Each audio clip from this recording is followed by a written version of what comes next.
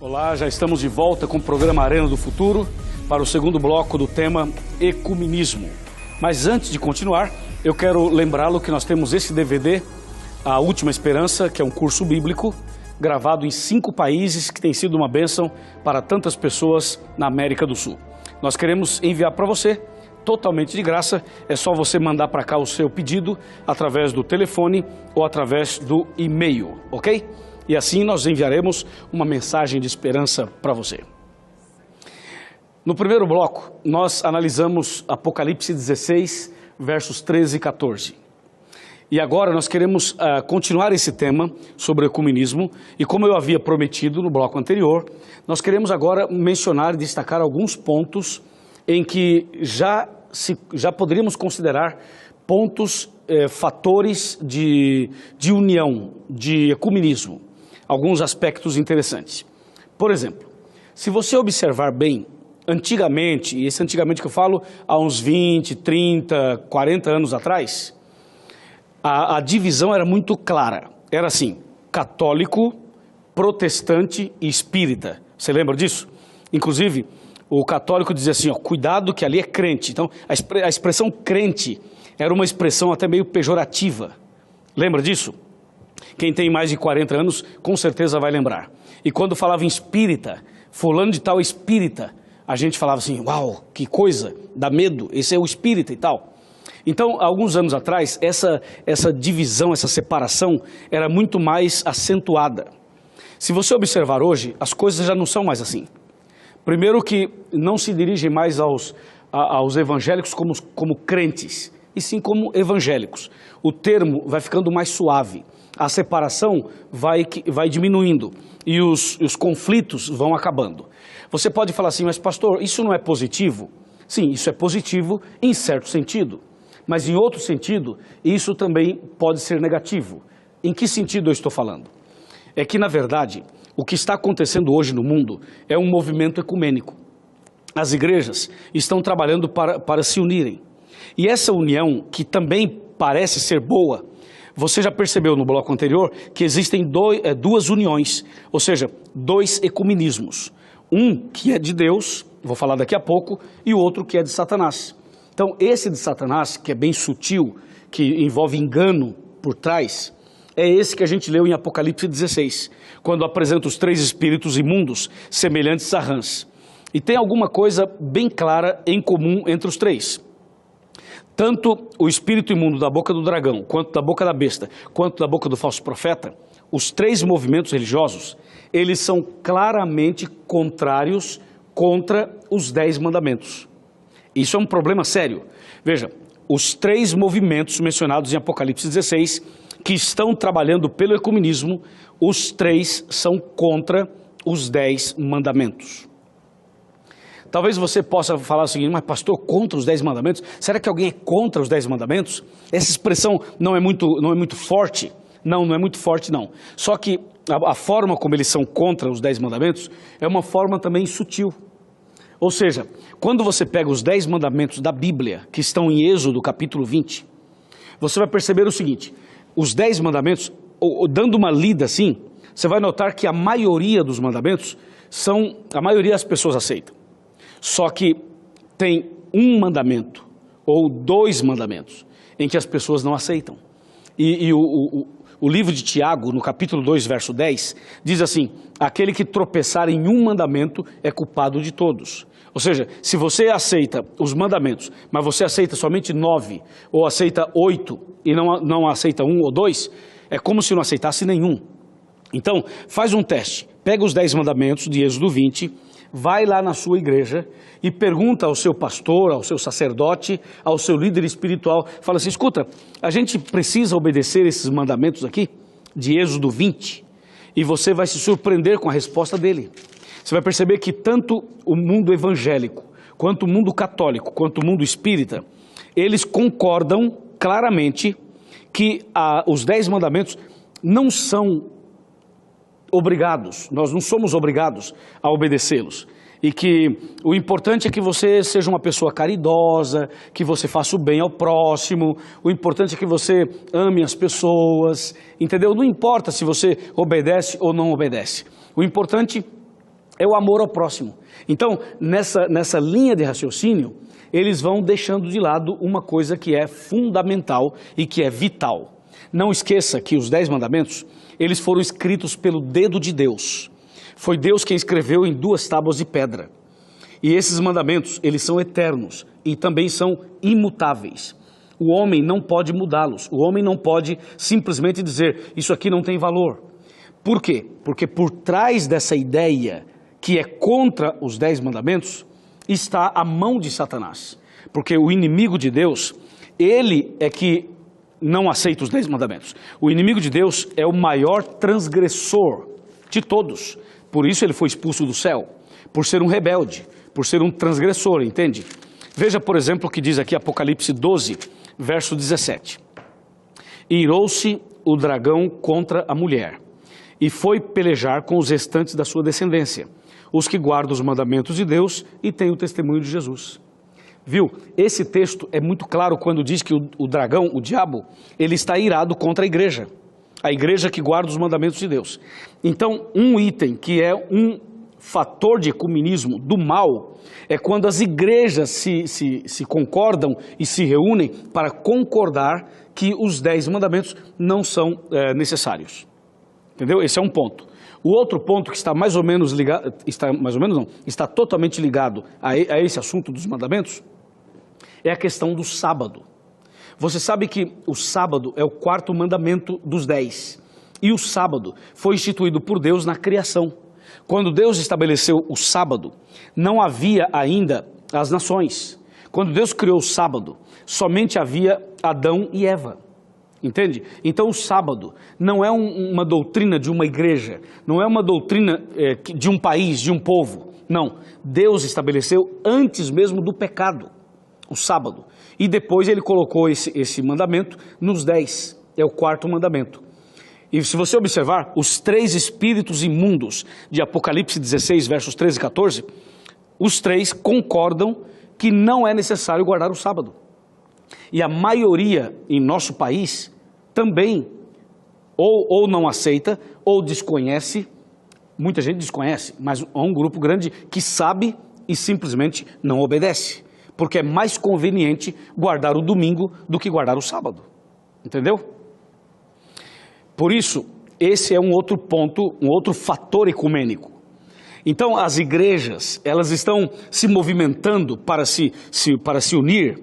E essa união, que parece interessante, ela é perigosa.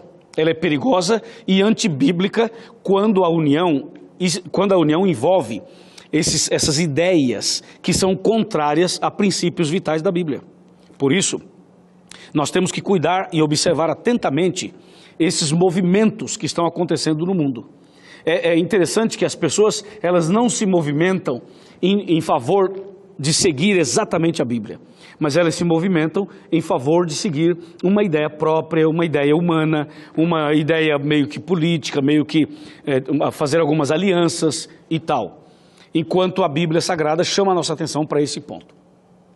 Existem outros aspectos, outros pontos que estão, na verdade, unindo esses movimentos religiosos modernos e que todo esse movimento acaba ficando embaixo de um guarda-chuva, o guarda-chuva do Vaticano.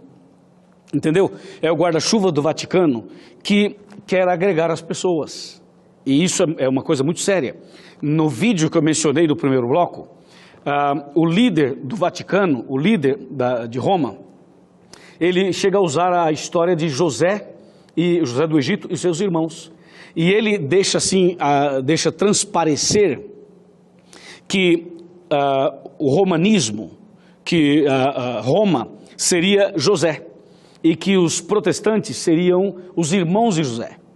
E ele chega a dizer nesse vídeo que os irmãos de José tinham dinheiro, mas não podiam comprar. Então os irmãos tiveram que ir até José, se humilhar para conseguir comida. Isso me faz lembrar o que está em Apocalipse 13, quando diz assim que aquele que não tiver a marca da besta não vai poder comprar e nem vender. Então, essas colocações que estão aparecendo por aí, que estão surgindo por aí, nos faz realmente pensar se esse comunismo que estão propondo realmente tem o selo de Deus. Eu sei que não tem, você sabe que não tem, nós sabemos que não tem. Por isso, a nossa base é essa daqui, ok? A nossa plataforma é essa. A nossa fé está baseada na Bíblia, não no homem, não nos líderes, não na igreja, mas na palavra de Deus. Eu acho que está claro para você, não está? Agora, por outro lado, é importante que você saiba que o Espírito Santo não está parado. É importante que você saiba que Deus não está parado. É importante destacar aqui que Deus também está fazendo um movimento de ecumenismo. Só que a expressão ecumenismo, ela acabou tendo um sentido muito pejorativo. Por isso que quando você fala ecumenismo do bem, pode soar mal para algumas pessoas. Mas a verdade é que Deus está unindo também o seu povo. Deus está unindo os seus filhos. Porque se você observar bem, vai notar que em cada igreja, que em cada religião, existem dois tipos de pessoas. Existem as pessoas sinceras e as pessoas que não são sinceras. Existem, como diz a Bíblia, o trigo e o joio. Exatamente, eu estava conversando com o Bedak, que é um dos nossos câmeras aqui, antes de começar esse bloco, falando exatamente disso. Tem gente boa e gente ruim em todo lugar. Tem trigo e joio em todo lugar. O que é que Deus está fazendo? Deus está trabalhando para que as pessoas sinceras, para que as pessoas que são chamadas simbolicamente de trigo, Deus está trabalhando para que essas pessoas saiam do erro, saiam do caminho errado e se unam ao povo de Deus no caminho certo.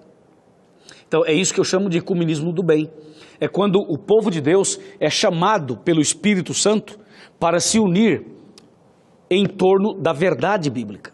E então está acontecendo hoje no mundo essa separação. Por um lado, tem o ecumenismo coordenado por Satanás.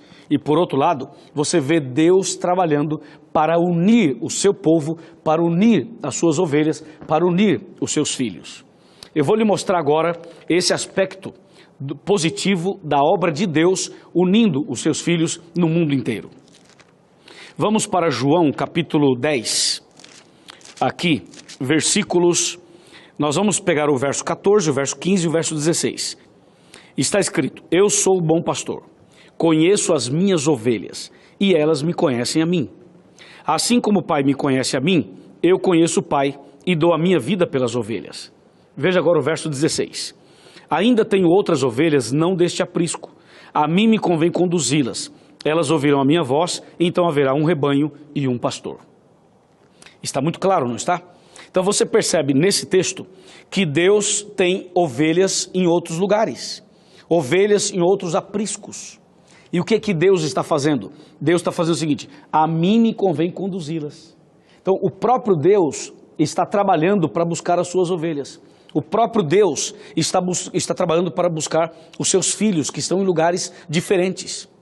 Por isso, o texto bíblico diz que um dia haverá um rebanho e um pastor. Isso é o ecumenismo de Deus. Essa é a união de Deus, que é contrária, diferente, totalmente diferente daquele que a gente leu lá em Apocalipse 16. Entende? Então, diante dessa revelação, dessa verdade, você e eu precisamos tomar alguns cuidados especiais. E um desses cuidados especiais é o seguinte: ok, será que a minha igreja, será que o meu pastor, o meu sacerdote, o meu líder espiritual, será que o lugar onde eu congrego, será que eles estão seguindo exatamente a Bíblia? Ou será que estão seguindo ideias humanas?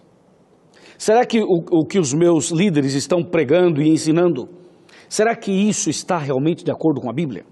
Então esse é um ponto muito sério.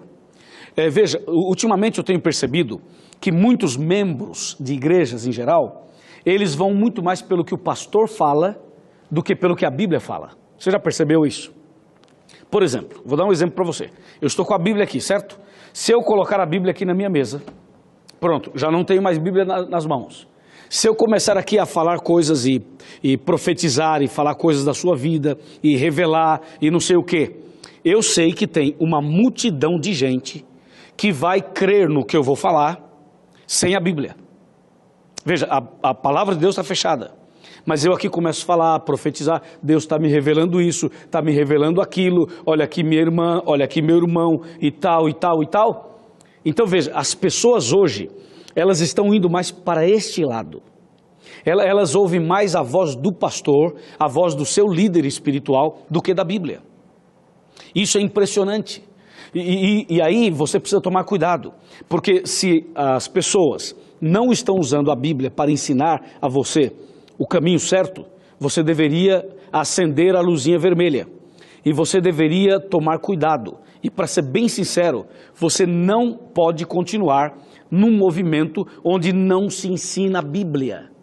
E quando eu falo ensinar a Bíblia, eu não estou falando de pegar um versículo somente e fazer um sermão de 1 hora, embora isso também seja importante e necessário, mas eu estou falando de ensinar a Bíblia, ensinar a maneira correta. Por exemplo, qual é o ensinamento bíblico sobre a morte? Você sabe? E alguém pode falar, mas pastor, mas esse assunto é relevante? Ou se é, claro que é. Por quê? Porque tem gente que não entende o que a Bíblia fala sobre a morte. E a pessoa que não entende, ela pode viver uma vida deliberada, uma vida totalmente fora dos princípios, porque ela pode pensar que depois da morte, ela vai ter uma segunda chance. Ela pode pensar o seguinte, bom, eu não preciso ser tão certinho agora, porque depois que eu morrer, alguém vai fazer uma cerimônia, vai rezar uma missa, vai fazer uma oração e tal, e eu vou ter uma outra chance. Você percebeu? Então, isso é um problema sério, porque quando a pessoa não entende o que é bíblico, o que é certo, ela crê no que é errado. E se ela crê no que é errado, ela vai facilmente se unir ao movimento ecumênico do mal. Porque o movimento ecumênico do mal não parece mal. Eles vêm com caridade, com amor, nós temos que fazer o bem para as pessoas, ajudar o carente, fazer solidariedade, fazer uma obra social, que é uma coisa interessante e boa. Mas eles usam isso fugindo dos princípios bíblicos.